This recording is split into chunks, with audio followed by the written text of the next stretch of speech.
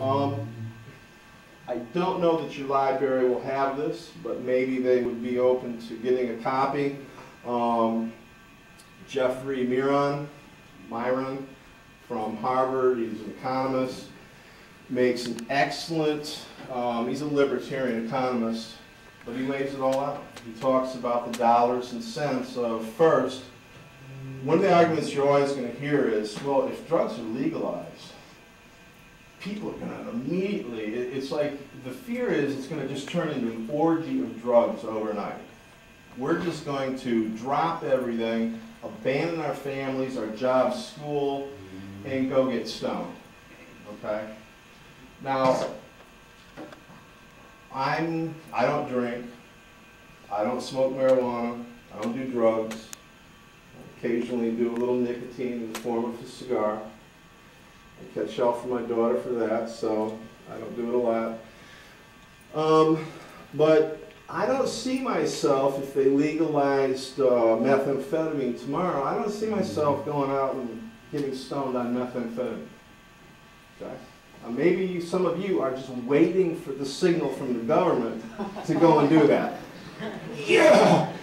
Yeah, I've been wanting to shoot up heroin. The best evidence from the prohibition, the alcohol prohibition, Myron really delves into that, is that we're going to see a slight rise in substance use. It's inevitable, but it's not going to be significant.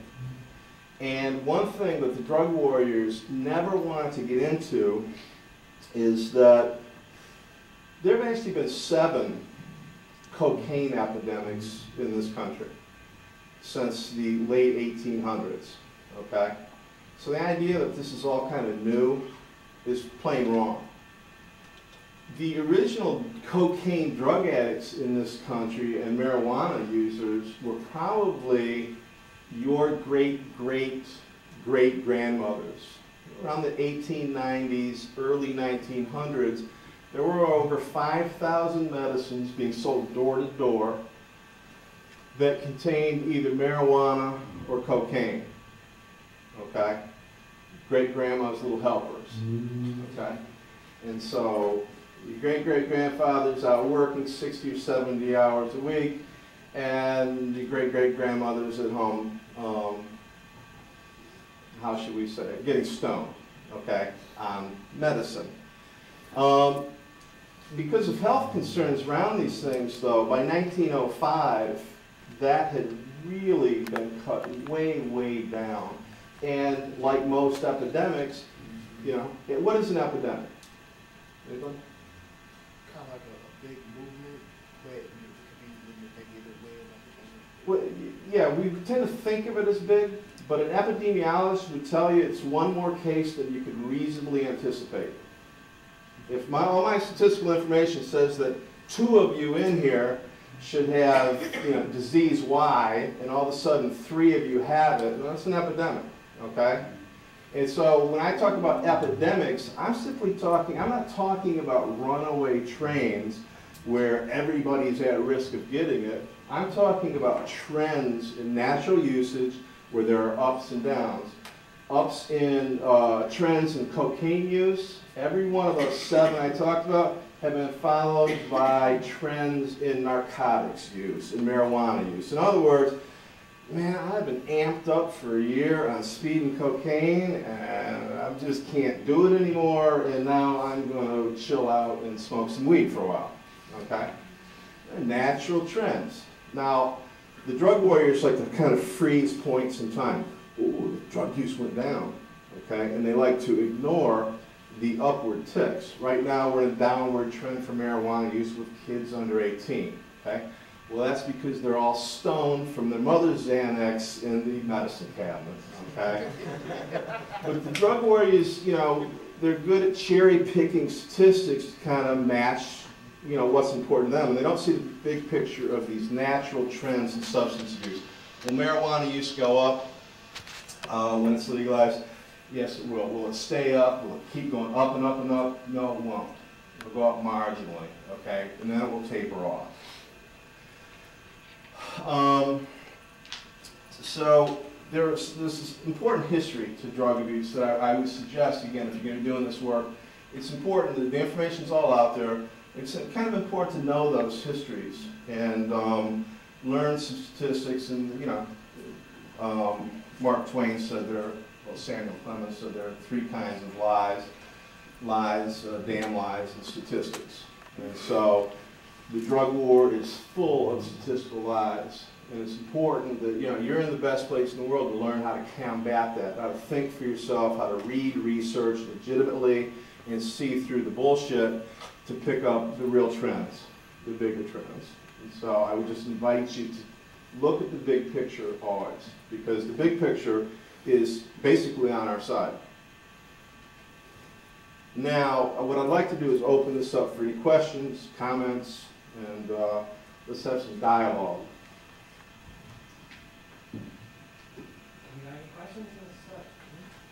What exactly happened with the whole Obama thing last week? So I just knew a lot of people were asking about it, but... There was a question, I guess a lot of questions online. I heard the number 3 million. I don't know if that's the total number of questions you got or if it's 3 million people that asked this question about the idea. I think it was off this Huffington Post article that suggested that government could capture revenue from legalizing and taxing marijuana. Now, again, history is important. Within 90 days of Franklin Delano Roosevelt taking office, Prohibition was repealed, and explicitly part of the rationale for that was to return revenue to the states. Let states tax alcohol so that they could basically get out of the financial crunch they were in the Depression. So there's a historical precedent for the idea. So the question had to do, like, will you do something similar to what FDR did? Obama's response was essentially, I don't know what people are doing at home on the internet, smoking dope or something, you know, that this is important to them. And he wrote off the question entirely and kind of put it at the feet of a bunch of dope smoking, you know, internet people.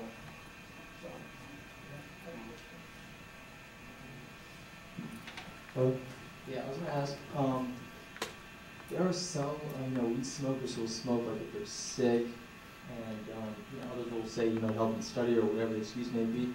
When do you think that it's necessary and unnecessary for someone to smoke, like a student or it's an everyday user, someone uses it weekends? When's a good excuse? When is it good? I want to be real clear. Like I said, I don't smoke marijuana, I don't drink alcohol. There's good reasons why I don't do those things for myself, okay? I learned that when I was 25, I was a raging asshole when I drank alcohol, okay? And there was a sure cure, and that was to not drink. And 20-some years later now, I'm short a kidney, so that's a good excuse too not to drink. I think it's a question of, do you know yourself, do you know your limits? I know a lot of people, and I'm perfectly willing to accept what they say at face value, that smoking marijuana can help them chill out. It can actually help them kind of get into some deeper thought about and appreciate whether it's music or aesthetic things or certain types of things. I know certain marijuana users that probably shouldn't be smoking pot as much as they do because it basically distracts them, it takes them, it demotivates them, and maybe emotionally it stunts their growth a little.